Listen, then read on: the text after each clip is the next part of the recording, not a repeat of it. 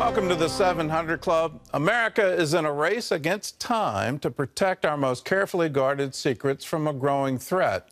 It's called quantum computing, and it involves supercomputers that can quickly break through secure encryption codes. President Biden recently signed an executive order to fight this threat, and Congress is also taking action. National security correspondent Caitlin Burke brings us the details. Encryption algorithms allow us to keep sensitive information secure when taking care of business or shopping online.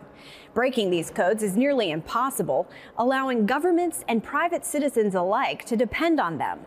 The emergence of quantum computing could put an end to that security. Imagine you have a computer that can try every combination and can try hundreds and hundreds of thousands of these combinations in a matter of seconds. Well, they'll be able to break through that code, and they can break through the encryption. And this is the threat that quantum computing poses. Congressman Ro Khanna, along with a bipartisan group of lawmakers, recently introduced legislation that would require a strategy be put in place to provide federal systems with quantum-resistant encryption. It's also supported by several big tech companies, including Google and IBM. And what they're saying is, for us to protect your data, for us to make sure that your information is secure, we need to be ahead of this curve. They don't want people cracking their code. Although experts admit this technology is far from operational, evidence shows American adversaries are already stealing data in order to decrypt it once quantum computers are online. They wait however long, maybe 10 years, 15 years, until there's a quantum computer, and then they can get access to your data. Now, some of that data, 10 years down the road, that's okay, but there's certain information that by law or by national security interests, we need to protect for a long time. So they would get access to your data before you would want them to. The National Institute for Standards and Technology has the responsibility of creating quantum-resistant encryption. One additional challenge will be that successful prevention can't be determined until it's tested by a functioning quantum computer. We don't know how fast a quantum computer will be. We don't know exactly how expensive it will be to run. So it's a little bit tricky to try and pick parameters to protect against that. Still, after a decade of research, Nist teams believe they've cracked the code. We launched basically a big international competition where we solicited the cryptographic community around the world to design new crypto systems, which would be safe from quantum computers. They then evaluated each submission, choosing several considered to be the most promising. Dustin Moody from the Nist Computer Security Division says in just a matter of weeks, those algorithms will be standardized and rolled out. For the average person, this will be handled kind of behind the scenes. You know, their browsers on the internet will start using the new technology. The products that companies are using, they'll start using it. The hope is that in a decade or so, when these supercomputers come along, the new encryption algorithms hold, allowing sensitive data to stay secure and out of the hands of our enemies. Caitlin Burke, CBN News, Washington. Security is just one of the issues that quantum computing is going to bring up. If you can imagine being able to break a 256K encryption code, they'll be able to do that. But more importantly, what's the race to AI and who's fast-tracking that? China seems to be well ahead of us in the race for AI, and the future will belong to whoever produces that first. In other news, radicals firebombed the offices of a Wisconsin pro-life group this weekend. John Jessup has more on that story from our CBN News Bureau in Washington. John? The Wisconsin attack, Gordon, is the latest fallout from the leaked draft of a Supreme Court decision that is expected to overturn Roe v. Wade. Demonstrators took to the streets nationwide, and here in Washington, they even protested outside the homes of two conservative Supreme Court justices. Dale Hurd reports.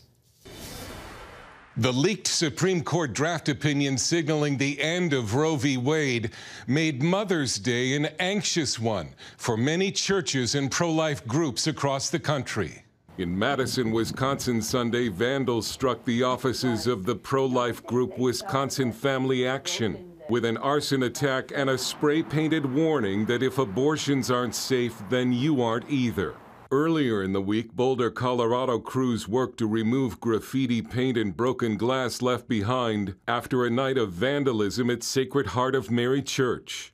In the D.C. area this weekend, dozens protested outside the homes of conservative Justice Brett Kavanaugh and Chief Justice John Roberts. Senator Ted Cruz accused Joe Biden of tacitly encouraging violence by not condemning it. It was shameful that the White House refused to condemn violent protesters threatening the families of the Supreme Court. Democrats say this issue will bring out liberal voters like never before and could change the course of the midterm elections. Others disagree.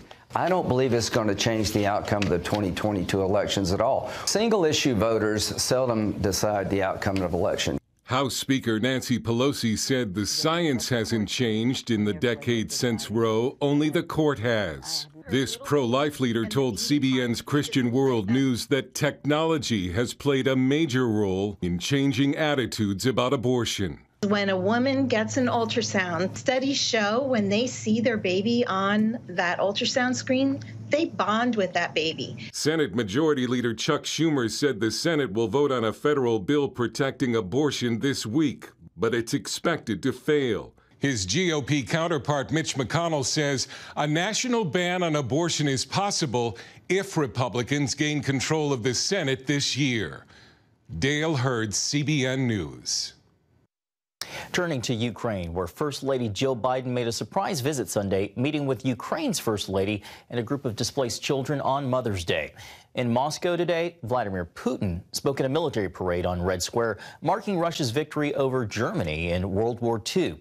Putin drew parallels between the Red Army's fight against the Nazis and its action in Ukraine. Russian forces are still trying to capture a steel mill in the city of Mariupol, where an estimated 2,000 Ukrainian fighters are making their last stand.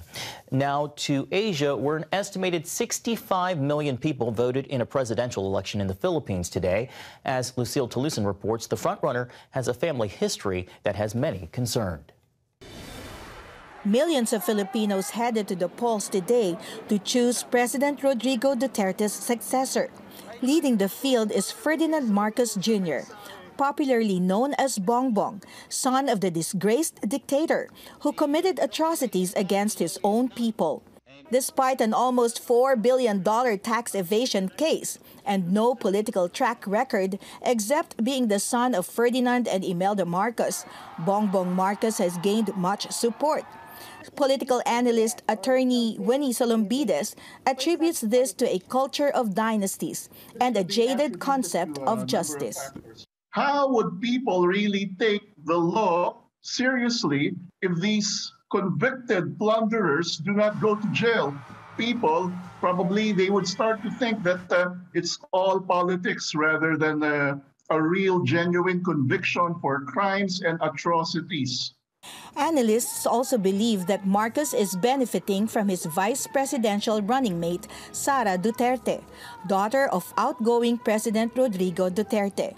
Marcos's main opponent, current Vice President Leni Robredo, got into politics in 2013 after her husband, who was a well-loved politician, died in a plane crash. She and other candidates, including retired boxing champ Senator Manny Pacquiao, have vowed to address issues such as corruption, poverty, the COVID pandemic, and China's aggression in the South China Sea.